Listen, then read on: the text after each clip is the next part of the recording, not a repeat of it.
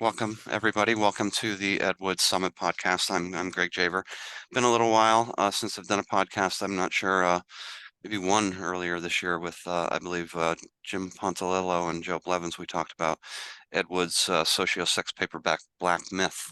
Today we're Mhm. going to talk about actually one of Ed's canonical films and a little anecdote behind it that I'm sure you uh, may, if you're a serious Ed Wood fan, you're vaguely familiar with what we're going to talk about. But the casual Ed Wood fan, I think, is going to find this pretty eye-opening, pretty interesting. So I'm here with James Brummel, and James was gracious enough to join me here today. He and I are both members of a private Ed Wood Facebook group, and fairly recently, I don't know, James, what about a month ago or so, it came to light that somebody was scanning a print. Actually, I don't think it's a print. I think it's an original negative, right? It's an original elements of Revenge of the Dead. And so there's a plan for that to come out on high definition disc at some point in the relatively near future. That's spurred a conversation in our group, a little bit of conversation around that, bringing up some of the old conversation that's been had for literally decades now. So that's how we ended up privately messaging. We were messaging in the same string about this particular item. And next thing I know, the two of us were privately messaging a little bit, and he mentioned a few things to me, and I said, "Hey, you know what? Would you like to come on the Edward Summit podcast? We'll talk about this." So that's what we're here to talk about today. But first, James, I want to know, we're going back a little ways into woodology here, the earliest days of wood fandom, literally in the immediate aftermath of his death. What got you into Ed Wood in the first place? I guess I was a late blooming monster kid. I grew up on creature features, famous monsters, and by the time I was, in my early teens, I was bored with the regular stuff. And I'd read about Plan 9 from Outer Space, a little blurb in Castle of Frankenstein magazine, and it had this fascinating little picture, black and white, of Tor Johnson and Vampira, and it was stark and dramatic. And I thought, wow, this, and they say it's the worst film ever, so I'm in. And you couldn't see it. This was before the internet. If you wanted to see a movie, you either had to wait for it to be on TV, one of the three stations or six stations, or for it to show up in a theater. And so it was all very mysterious. We heard about these films but never saw them. So I can't remember exactly how I got into this group, but there were people who were Ed Wood fans who were, well, maybe not Ed Wood fans, Bela Lugosi fans, and they were. I have a hard time remembering how the hell we communicated. It must have been by smoke signals, or there was letters and phone calls and occasional meetings. There was a magazine called Film Collectors World where people sold posters and stuff, and I guess people communicated there. Eventually, I met some older men who were into Ed Wood and Tor Johnson and Bella and that whole crowd. And through them, I think I just talked to them on the phone and I was curious and wanted to see pictures and stuff. Eventually, a guy sent me a letter. It had a bunch of phone numbers, including Ed Wood's number and the number of the lab that was holding the Night of the Ghouls negative. So I think it was in the summer of 77. I called Ed Wood and I was terrified. And I'm on my dad's business phone. So he's like, get off the phone. It was $1 a minute or something insane.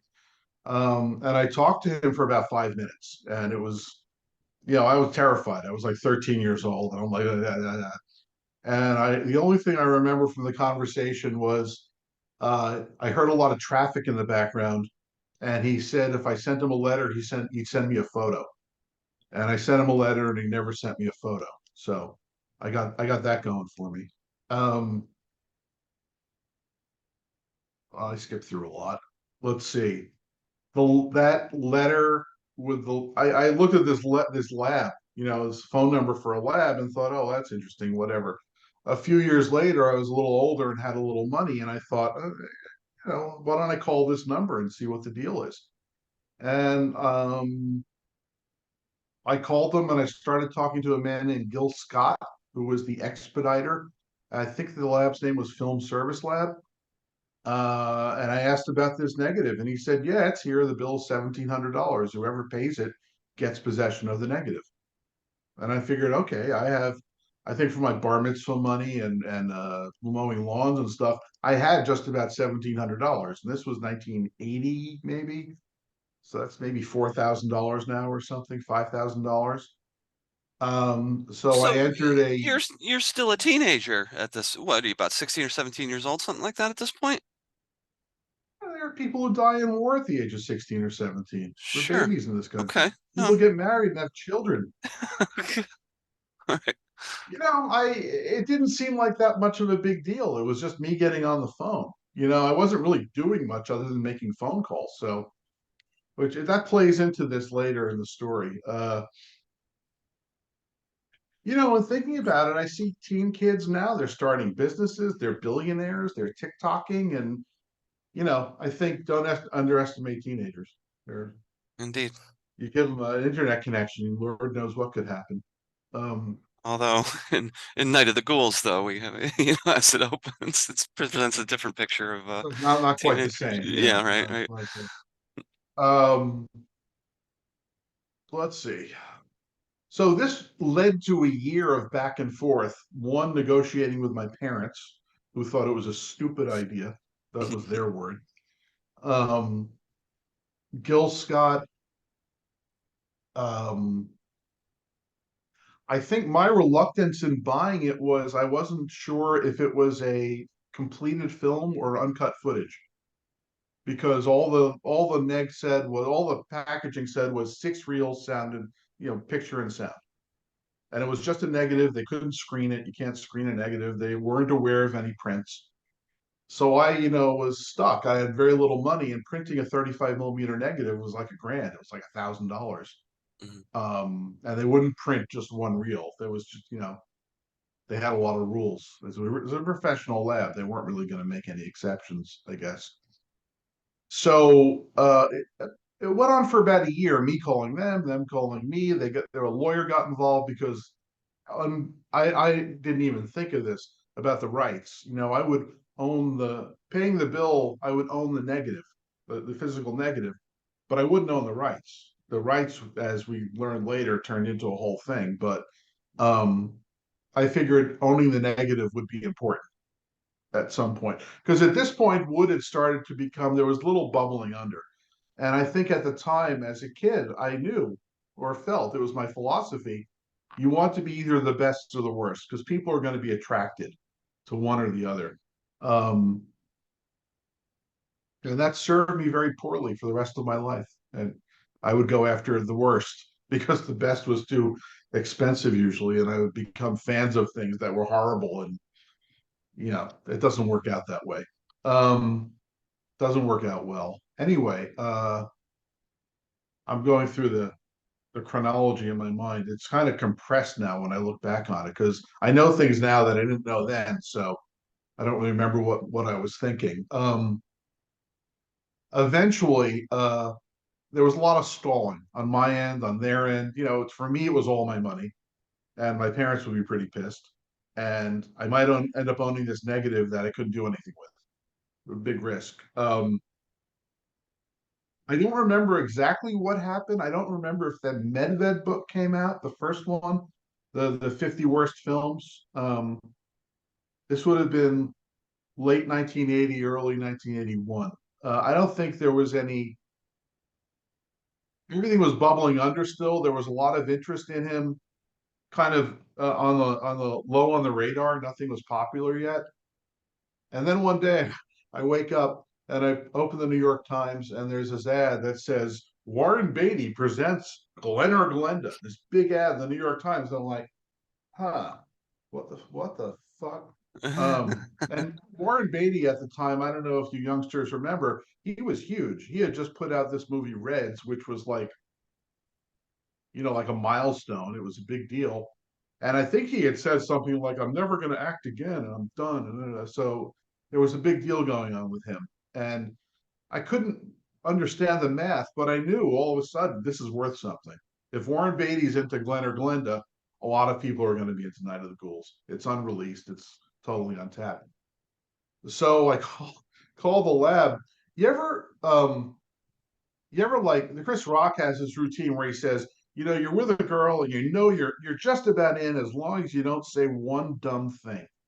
You just keep your mouth shut and you're good. That happened to me on this phone call. I said, "Yeah, yeah, I'd love to. We should let's strike the hammer on this now. I want to put that negative through a Hazeltine."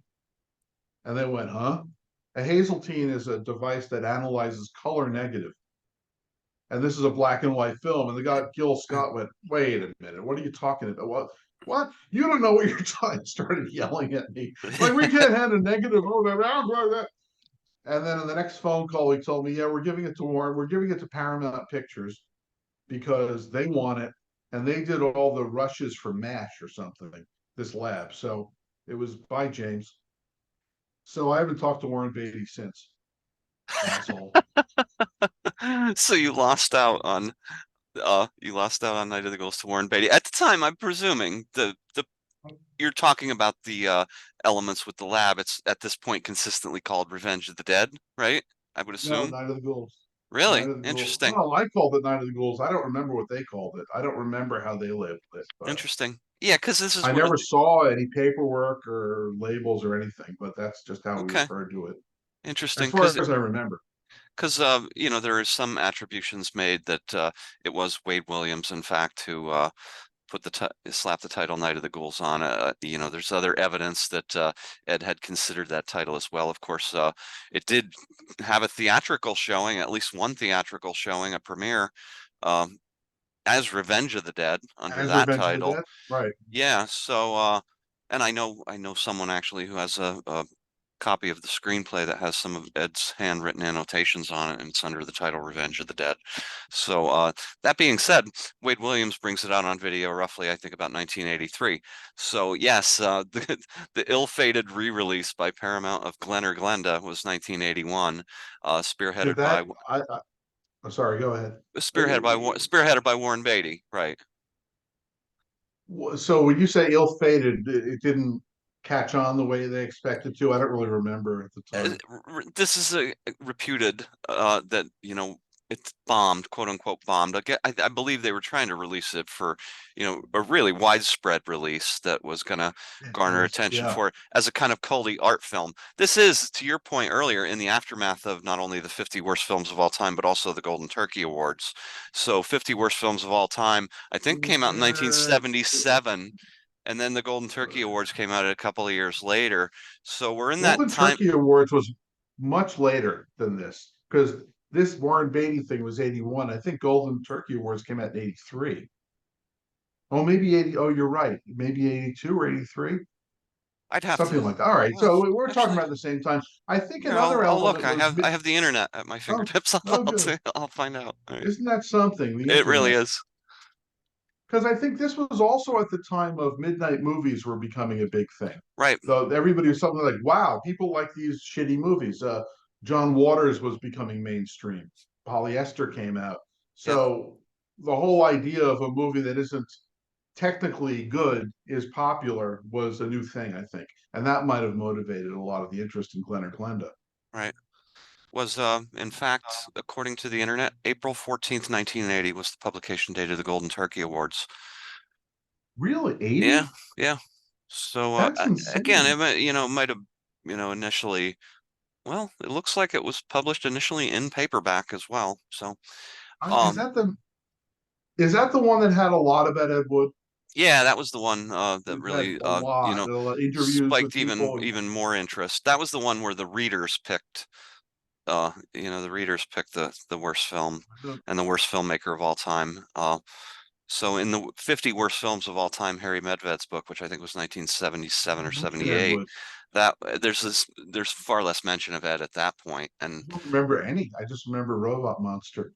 yeah, well, it's interesting you mentioned that Castle of Frankenstein. I'm off the top of my head recollecting things, but Joe Dante, the director Joe Dante, was writing for Castle of Frankenstein a lot of those capsule reviews at the time, and Right, right. so that was and he would knock Ed Wood's movies. This is before the whole Golden Turkey worst filmmaker of all time. This is years before. I think Castle of Frankenstein. Maybe some of those reviews were roughly 1974 or something like that. Oh So, yeah, this was the early 70s. Yeah, right. yeah, yeah. So this even at the end of Ed's life, this viewpoint had started to bubble up that he was this awful filmmaker, etc.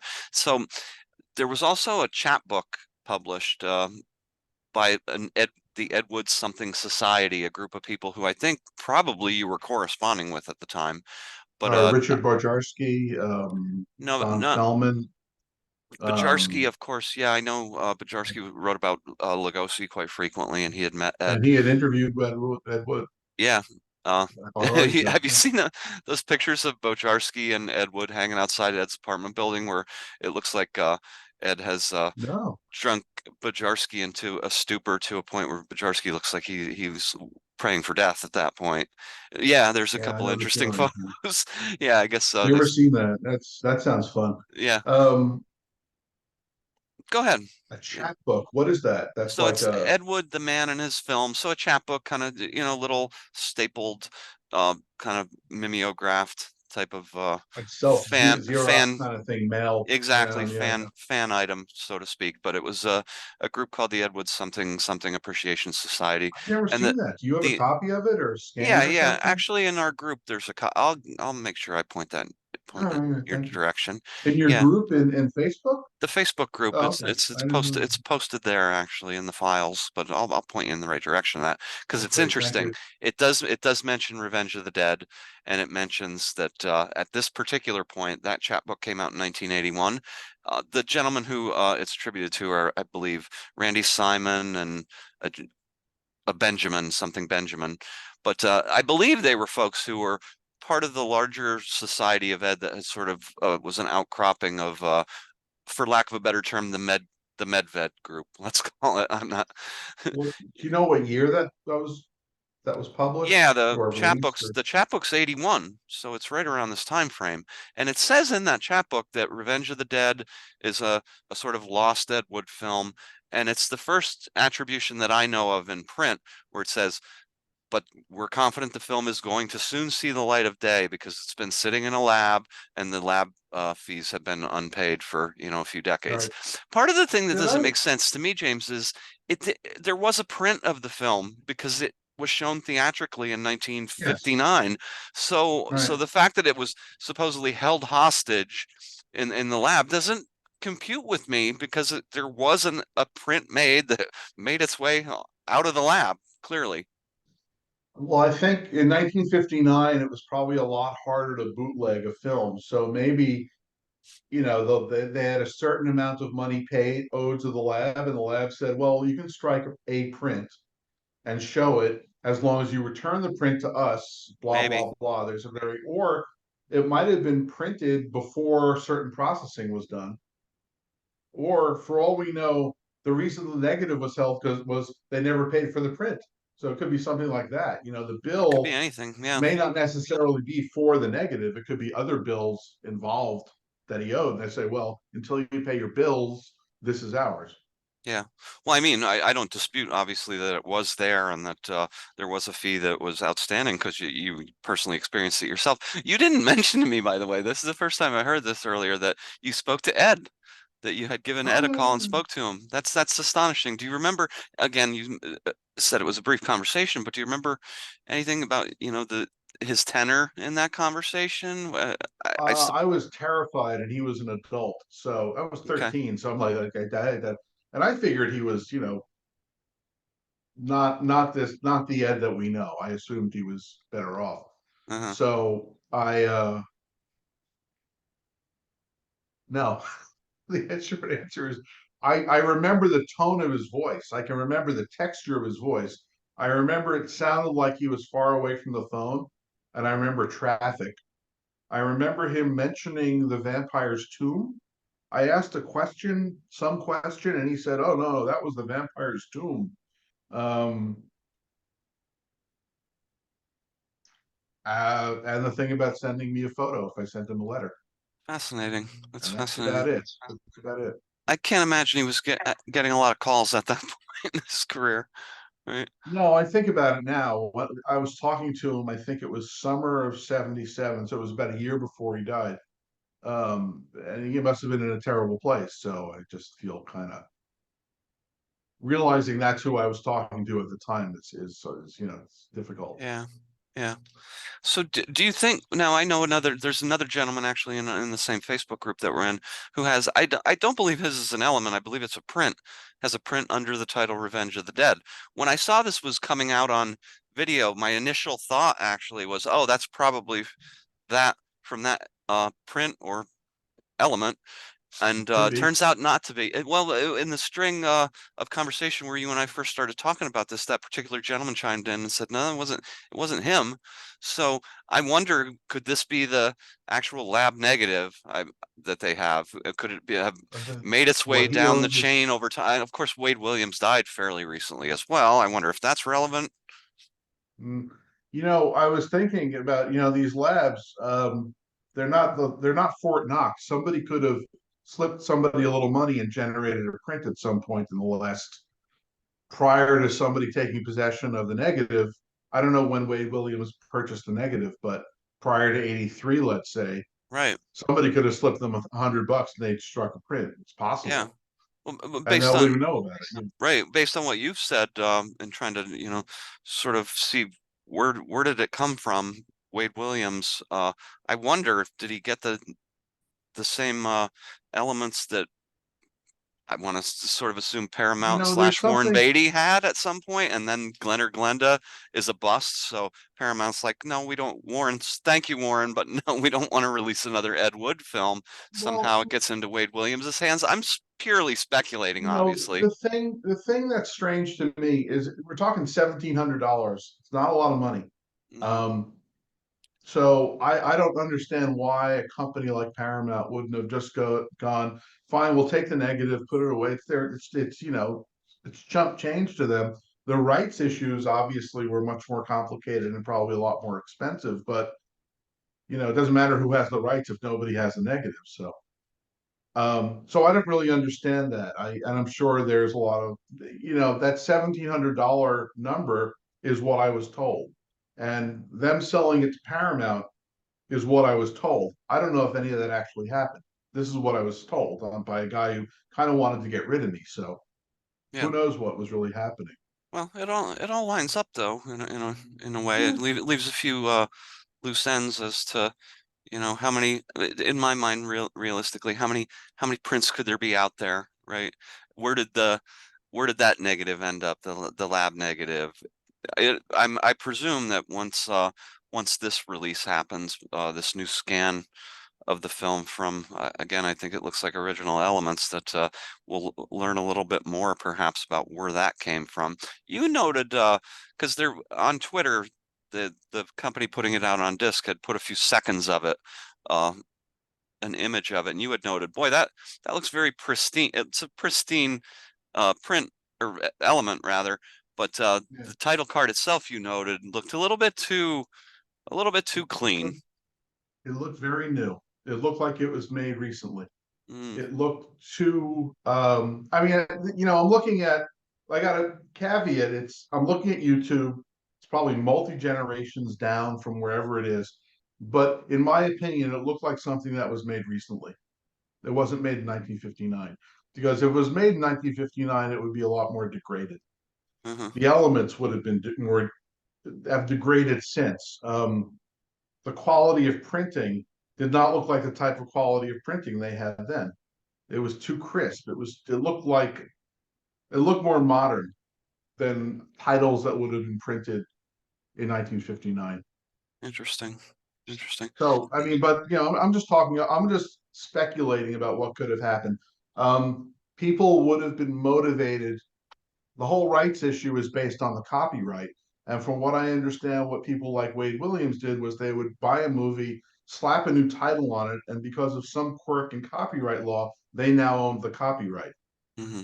So it would be to my benefit to have one title in 1959 and another title in 1983 or Right, 2015 or whatever. right. A very, very So touchy subject amongst woodologists, generally Wade Williams, right? if I were a dishonest person, which I'm not saying Wade Williams was, God rest in peace. I would strike a print that has one title today and then slap another title on it and say, "Oh, look, I found a film of title A and gave it title B. Now I own the copyright."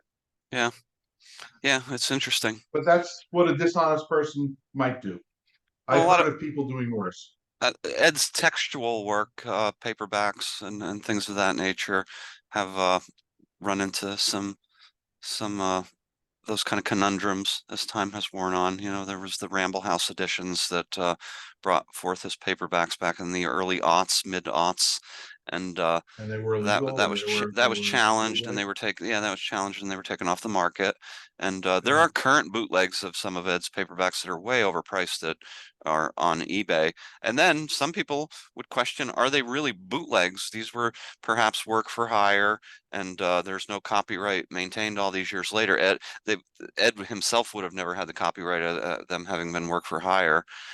So it gets into legalities that are certainly beyond me. I'm not a lawyer, but but yeah, Wade yeah, Williams, yeah. without Wade Williams having sort of promoted Ed to the extent that he did, though, at that point, in the aftermath of the Golden Turkey aftermath, would we even be having this conversation today, right? So Yeah. I don't know. Somebody else would have done it. You think so? Yeah.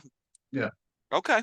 Yeah. And It I was a agree. gold mine. I mean, in 1983, it was a gold mine.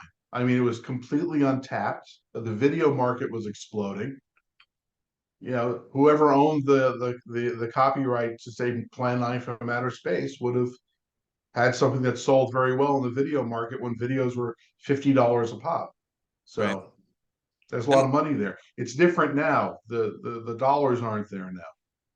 oh yeah, the Same way. floor it fell through the floor, the disc market and Well, we're in a different the media. material market. Yeah, the physical We've gone thing. through a Yeah, technological revolution. So, and it's right. been 30 years. You know, it's a long time. Oh yeah. Not only did the film Night of the Ghouls come out on tape at the time, but it also aired. It would air on like cable stations in the middle of the night. Really, Yeah, like HBO and things like that. So there people was wanted to watch it. I'm sorry, that's not a nice thing to say. I guess they did I actually. remember, I It's a remember it was well. so Go ahead. I was so, you got to understand when I lost that negative, I thought my life was over. It was like, oh my God. And then around in 1988, I finally saw it on videotape. I was like, I was at a video store, like, oh my God, there it is. And I went home and watched it. I'm like, oh, thank God. It was just like, I remember when I saw Orgy of the Dead, I was so disappointed. I thought, I'm finally seeing Orgy of the Dead. It's going to be great. And I was like, this sucks. I mean, the photography's nice, but it's like, Yeah. this sucks. Yeah, the photography is very nice in It's Revenge of the Dead, beautiful. Night of the Ghouls as well. Yeah. Uh, Half of it, I some like of it, yeah, some of it, except for the some of it looks like Ed was shooting. hmm Well, you've got a It's few. just, It's cobbled together in a few places, right? There's some footage from Hellborn in there, and then there's some footage from, I believe, the Final there's all Curtain. sorts of stuff. Yeah. There's one scene that it looks to me like the camera battery was dying. It's the kids are on a date or something, and they're moving really fast. Yeah, yeah. That's the I think camera that's meant to be battery. comical. I think that's meant to evoke sort of the notion of some kind of silent movie comedy. You're a very generous Right? person. I I know, see it as the camera battery was dying, so the right? film was moving slower. And I haven't seen it in a while. It turned up on YouTube recently, Night of the Ghouls, a couple of months ago in high def, 720p, and it was a really gorgeous. It was gorgeous looking, very crisp some looking. of that stuff, the William Thompson shot stuff, is beautiful. It's Yeah, gorgeous. yeah. But then a lot of it looks like the scenes in the police station at the beginning. There's a single light lighting everything. It looks like just so Bill didn't show up that day, I guess, or they were Yeah, just doing it really fast because yeah. it I was nice to see Harvey Dunn, I didn't want to, Harvey D. Dunn. So there. right.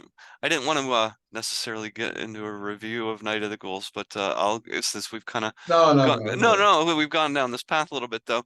I have admittedly I'm biased in so many different Sure. ways. Oh, sure. Um, but I have a little bit of a soft spot for it. I find it it's a very goofy film. Um, Yeah, yeah, yeah. it kind of tonally it's all over the map. I can't imagine Right, that right. I can't imagine that even if it had gotten sort of theatrical release in 1959 or 60, which would have been for at the time, obviously, grindhouses, mainly drive-ins more so. I'm sure I don't a drive-in audience wouldn't have cared one way or the other, but the film wouldn't think. would never have garnered any sort of reputation. I think it would have been the lower end of a B double Right. It's bill. just It's been fine. forgotten, It right? was fine. Hmm. If it was played with something silly like Bowery Boys or you know what I mean, it fits Yeah, in there. It's goofy and campy, but I don't think Goofy and Campy were popular until about 1981 right. when Rocky Horror and um, John Waters was suddenly the idea of people liking movies that are intentionally or unintentionally low quality or different or outsider. That wasn't happening until there was a lot more options, video, cable. Right. Because before that, you were investing real money to see a movie, and people wanted to see something of quality. Later, 80s, suddenly you could see a lot more, and there was a lot more differentiation and And to where in we are today, where you have thousands of choices at any it's time. So astonishing, right? Even in the VHS era, I thought to myself as a kid growing up and going to the video store all the time, I thought that this is a candy land. I can't believe I'm seeing films that I'd read about. I never thought I would see them in my life. And then move on, 20 or 30 years, 30 years later, the amount of material that's out there, there's things I never even heard of, things that and it's right. readily and easily available. And very often it's available in awesome quality. Right. And Yeah, I mean, there's stuff people. You're familiar with Andy Milligan. mm, There are a lot of his films that are said to be lost, that they were destroyed, and I'm confident if, like, I don't know who's popular now, Justin Bieber got up at one of his concerts and said, "You know what? Andy Milligan is the shit. Everybody go out and buy every bit of Andy Milligan you can find." Suddenly there's money involved. right, Everybody and his mother will be looking in their attic for a negative. Those negatives will show up. But because there's no demand, there's no money behind it, they don't. right. They're there. They're somewhere. Agreed, agreed. Yeah, people throw a lot of things away, but big canisters of film, that's not those are something that are a little rarer. So if They're sitting there somewhere. yeah, I think you bring up, I mean, I bring up, there's so much analysis, and sometimes I think over analysis into, no offense, Ed Wood or Andy Milligan, where I think it would be great if we started looking at other people because there's a lot of Ed Woods out there, I think. right. There's a director I love named Edward L. Kahn who directed, sorry, over 100 movies, many of which we're familiar with, Yeah. like Curse of the Faceless Man and Invisible Invaders. And the guy made 100 movies. There's a signature there. There's something there to look at, to analyze, and I'm sure it would be just as satisfying as what we get out of looking at Ed Wood. And I don't want to slag Night of the Ghouls. I think out of the Ed Wood canon, I don't like it as much as say Plan 9 or Bride or Sinister Urge. I love Sinister Urge. That to me is his best movie. It showed that he was getting really good as a director. He popped off a 4-day feature, Hmm. perfectly adequate, and I think it showed he was improving. Um, Yeah. but I'm not saying Night of the Ghouls is a bad movie, but I'm saying we didn't. You said it was so mysterious. You mentioned how we never saw these films. We heard about Night of the Ghouls, and we saw these really grisly images.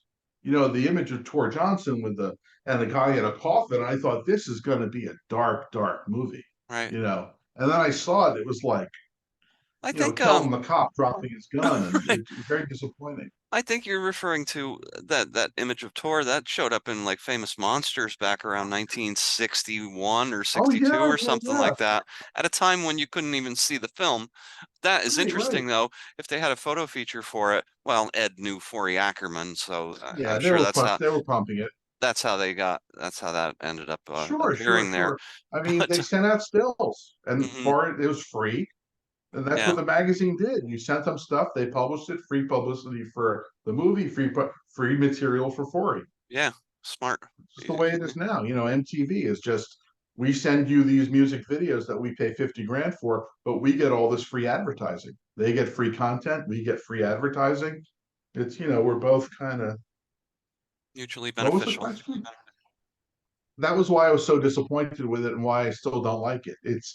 I thought it was going to be such a dark movie because Plan 9 has very dark ideas in it, and this was yeah, it was pre Night of the Living Dead, and I don't remember who said it, but they said if Ed Wood had continued as he was doing, he would have made something like Night of the Living Dead at some point because he wanted to start pushing things. I think John Anderson or one of his compatriots said, they should, he said Ed Wood looked at some movie and said, they should show people eating guts. And John Anderson was like, nah, that's crazy. And then, That actually is one of the reasons why I wonder if in fact Ed had not at some point, tagged it with the notion of a title Night of the Ghouls, Revenge of the Dead by 1983. Would you want to call this film a quote unquote dead film and the associate it with Ghouls, the at this point Night of the Living Dead, Dawn of the Dead in people's minds? And it's a good title. the dead are zombies, obviously, Right, right, flesh-eating right. zombies, and we don't really, although we do have flesh-eating zombies in a way, right? I Hmm. guess. Oh, it But doesn't matter if it's actually in the movie. no, The not title, the graphically. title on that image of Tor, I think, would drag people in. But well, he's a little. Yeah, ghouls is not a good word for 1983. Ghoul No, is a very antiquated word that no right, one would. right, Um, but the behemoth is coming. I don't think it would have worked. right. But at that point, you just needed a good title and a good video cover, and you sold. Yeah, And add the name Ed Wood and Tor Johnson, and I don't think Keen Duncan would have done much. But Vampira or the ghost ladies look pretty cool. yeah, Very much of that era, the goth era. right. It could have sold. Yeah. All these years later, here we are. We're still talking about it, and another version of And it's gonna and be coming out long on video, afterward, right? I'm real curious to see what other elements show up. I'm confident that there's other stuff in there. Labs Yep. don't tend to throw things away until I'm lying. I just made that up. They tend to hold on to stuff they think has value. Otherwise, they sweep it under. But it'd be nice if other stuff showed up. Yeah. Not other stuff distinct from Revenge of the Dead, or are you referring to? Because I wonder, are we going to see maybe a different edit of it at some point along the way? Or a trailer that might have other footage or I don't know if Right. outtakes, something. If there were 6 reels of negative, there's probably other. I mean, at some point, it existed, other Mm-hmm. material. Right. I think, I guess it's wishful thinking that, they would have held on to trims from those films. Um, in an ideal world, they would have, but I guess, they may have been returned to the producers or whatever, and they disappear. I don't know if they would have made a trailer at that point or if it would have any different footage. Mm-hmm. They were obviously moving towards distribution because they were having previews and Right. things like that. So Right. can't Well, it's imagine the previews went that badly. yeah, right. I mean, how discriminating would the audience be? I mean, given what were what were their expectations going in? It was People 1960. We're not talking. exactly. People would have recognized it as pretty much a drive-in movie of a sort they were accustomed to by and large. I can't imagine they were not like they were expecting. Oh, it's not quite Ingmar Bergman. Who would have been Yeah, expecting that? Yeah, I wonder if our standards are different now, though. yeah. I, well, it's a great What was question, going? right? Yeah, We've consumed so much media and through so many different channels. I mean, you and I believe roughly about perhaps a few years younger than you. Sorry, but not much. hey, We're of sorry, we're of hey, roughly the same generation. James, we grew up on television, right? The yeah. television was running. Two, The four, five, television 7, 9, 11, yeah, 13. and 13. it was a handful of stations, but so everybody watched the same thing by and large, right? That's the notion of the water cooler conversation. The water cooler conversation, it can't really happen in today's world, not only because people don't actually go into the office anymore, but more importantly because there are distinct pockets of sort of communities around different media and different things they're interested. Not everybody doesn't watch the Mary Tyler Moore show. Everybody doesn't want. You mentioned MASH earlier. Everybody watched Yeah, the sure. finale of MASH was an event. It was a cultural Oh event. yeah. Hmm. Right, right, right.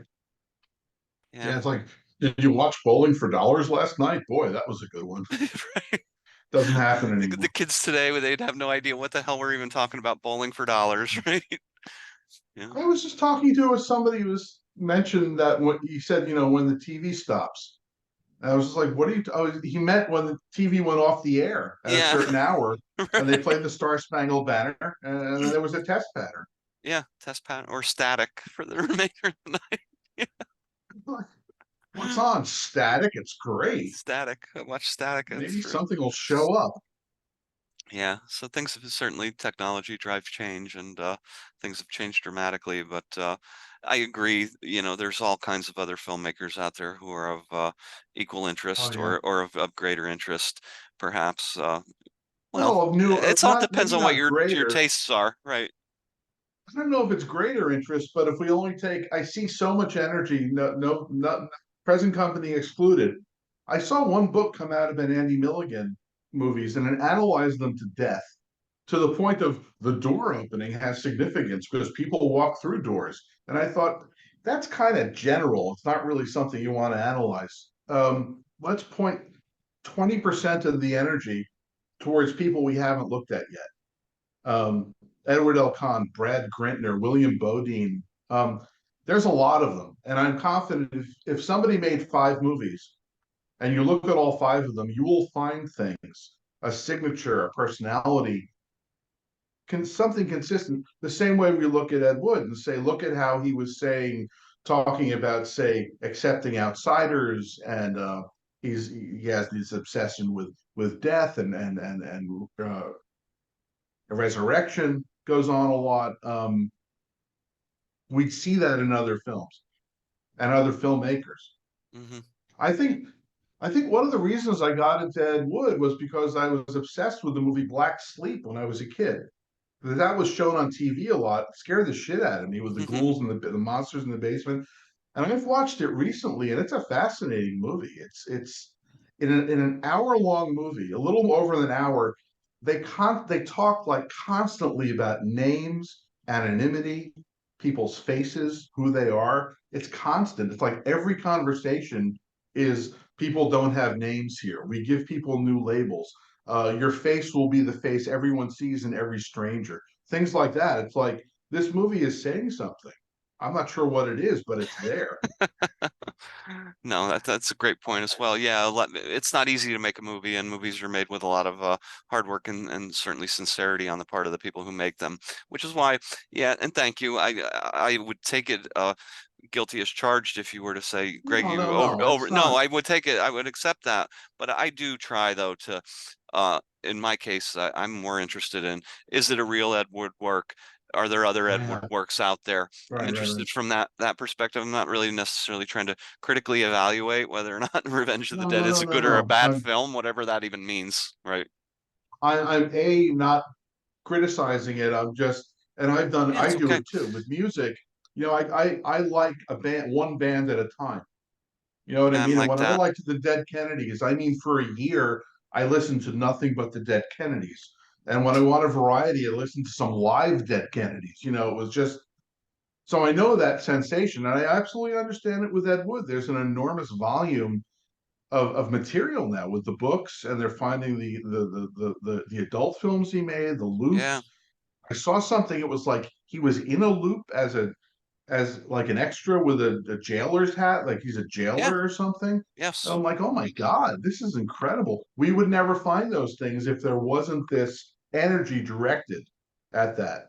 I'm just saying, let's take 10% of it. And just for every 90 minutes we spend on Ed, let's spend 10 minutes on Edward L. Kahn, just as charity, Okay. just like the change at McDonald's. Just here, just drop your nickel in. And I think we'll find a lot of other stuff that'll be very exciting. Hmm.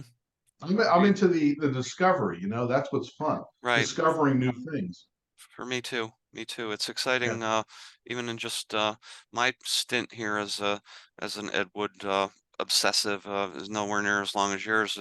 I've known of Ed Wood certainly as a sort of cinephile since I was a kid. Um, I've known of him Why and was certainly that, you think? What was the attraction? Just, oh, that's a question I've never been able to adequately answer, not even for myself, and others have asked me because sometime around 2015 I started reading Joe Blevins' Ed Wood Wednesday's blog, and it was just Right. fascinating to me how he was really digging up everything that we knew and things that we had Oh yeah. not yet known about Ed Wood, and I started to just fall into uh, a deeper The level trance. interest and started to take a more active sort of interest in researching it myself. So it became something very Yeah. different than Yeah. passively just wanting to watch Ed Wood movies. It became an active pursuit of more about him, and so it's been a lot of fun over the course of the last now, God, Absolutely. 7 or 8 years, 8 years running. So it's been a It's just significant thrilling part of when my you dig up life. a gem. It Like I can is. imagine seeing that Revenge of the Dead negative must have been or print. I'm not really. You said there's a controversy or a lot going on. Is that I tried to look it up. Who is there online conversation about this somewhere or I haven't in the Facebook Regarding group? regarding Wade Williams, what I mentioned. This new negative with the new title or this new print with the different title and where did it come from? I'm curious about it. I'm curious about it too. Never Yeah, heard of it. I don't know. I guess to me, right? Me, a couple of scant conversations amongst people who this really deeply is of interest. Maybe I consider that I'm interested. more I'm more interested. more of a more of an active conversation. Yeah, yeah, you, me, the Ed Wood Facebook group certainly. There's a lot of folks on there who have a developed interest in Ed. I think for me, I don't know the controversy is the right word, but I'm fascinated that you know uh, Scandal. How about that? scandal. Yes, yes, Yes, we a talked about this, right? scandalo. We talked about starting irresponsible rumors. So there's nothing better than on occasion They're the starting it. best kind. Yeah, right. Uh, but I'm It's fascinated to see, is this going to be something? Is it going to be the same version of the film that we've always known? same element. Yeah, Yeah, yeah. or is it Or going to if be this was something? printed, maybe there's other elements. Maybe there's a trailer. Maybe Right, there's outtakes. Maybe there's who knows what. right, right. And I'm a very distrusting person. So I look at, like I said, I have suspicion.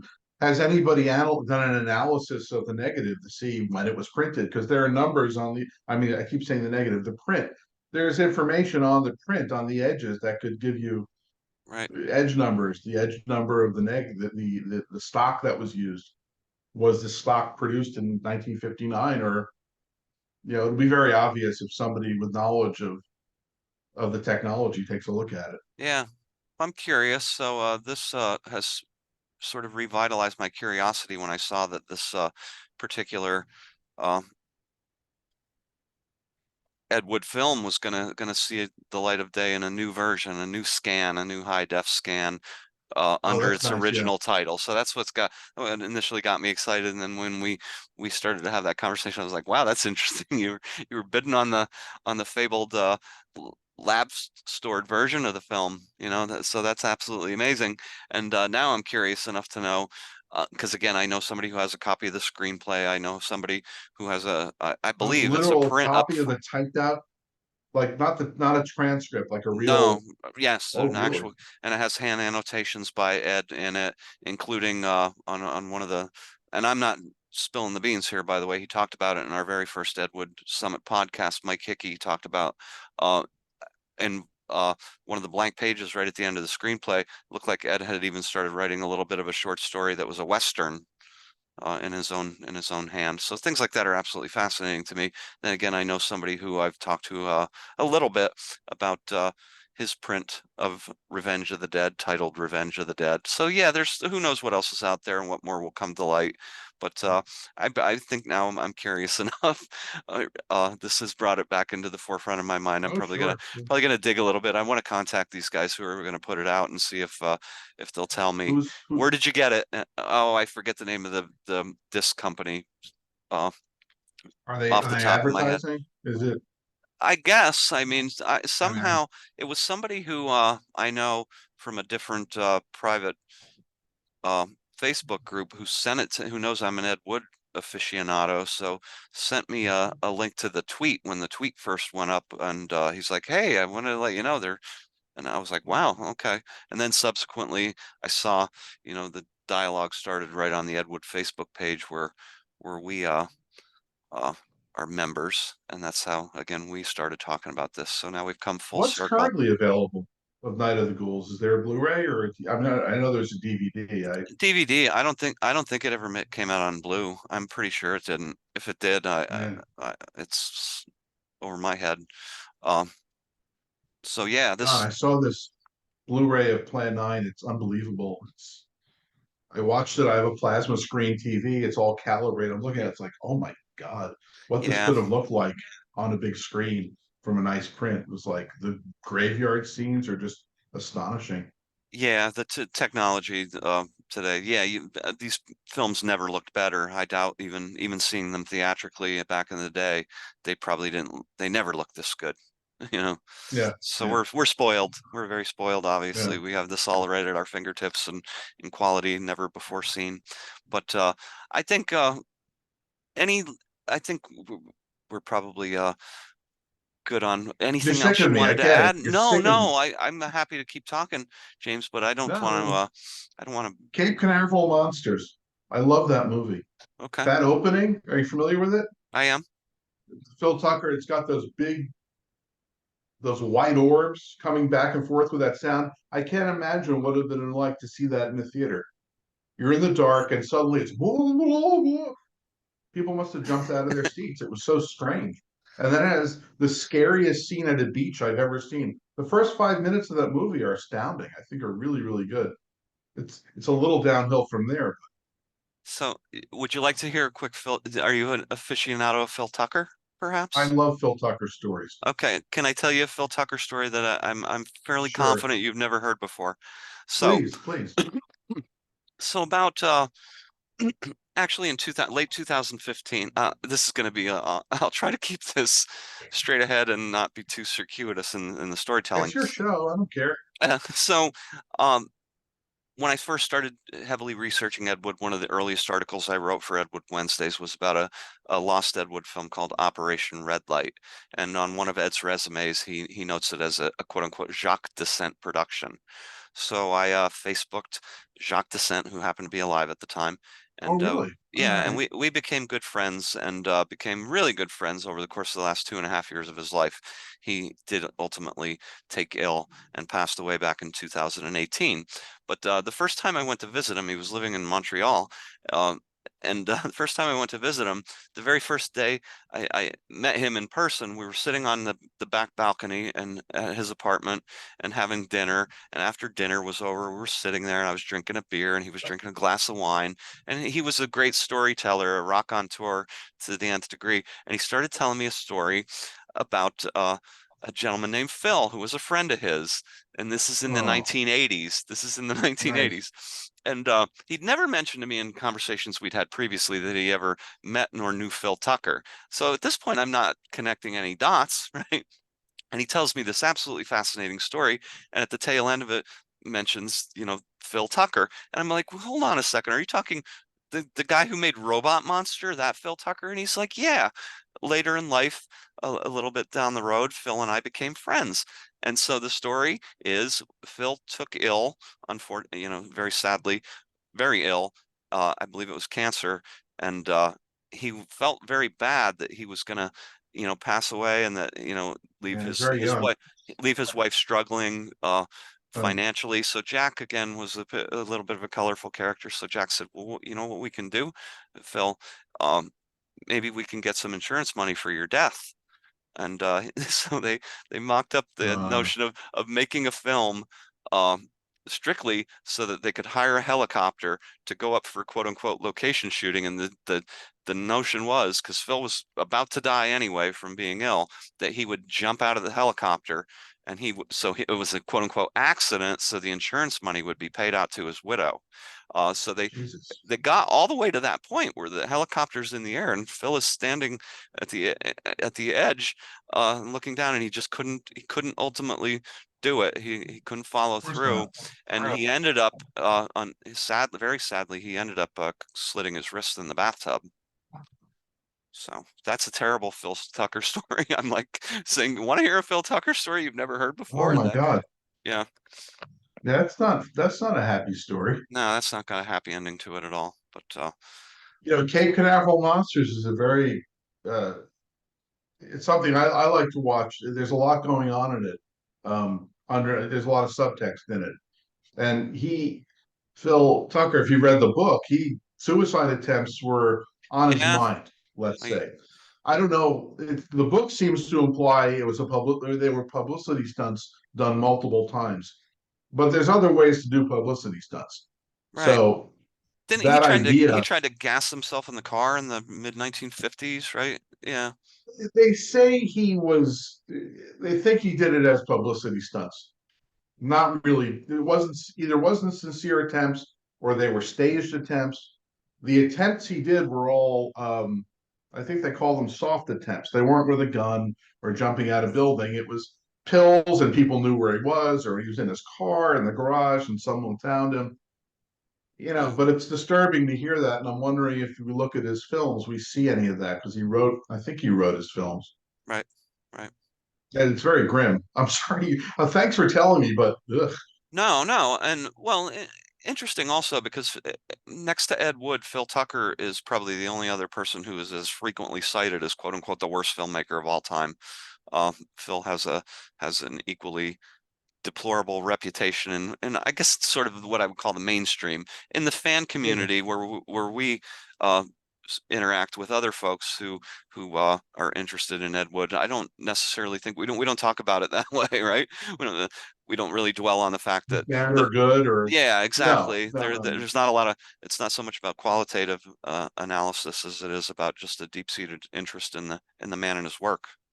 Well, I think in the interest I had in Ed Wood, I'm thinking back now, the Robert Kramer book about Bela Lugosi came out, Yeah, and that was the first time I read about the making of a low budget film, and that was fascinating to me. This the whole I kept rereading all this stuff because Wood was the only living filmmaker they were talking to, it seemed, who really worked with him, and he was describing this process. The Andy Milligan book, the same.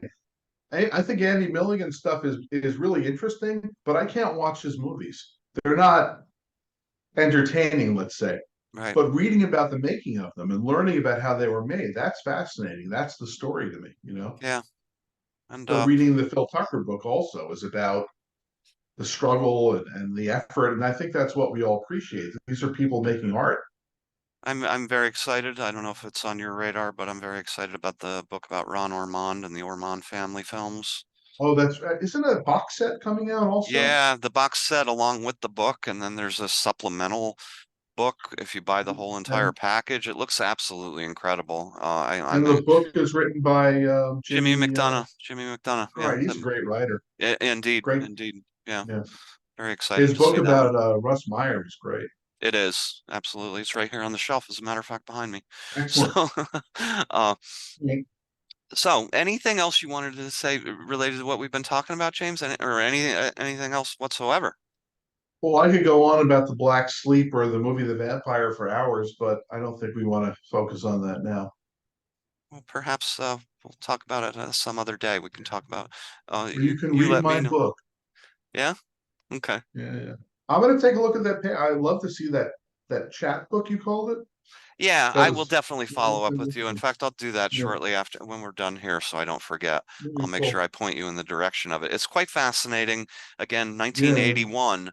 So a lot of research by that point. This is a full decade, more than a decade before Nightmare of Ecstasy, and a lot of the foundational research of Ed Wood that we find in Nightmare of Ecstasy has already been covered by this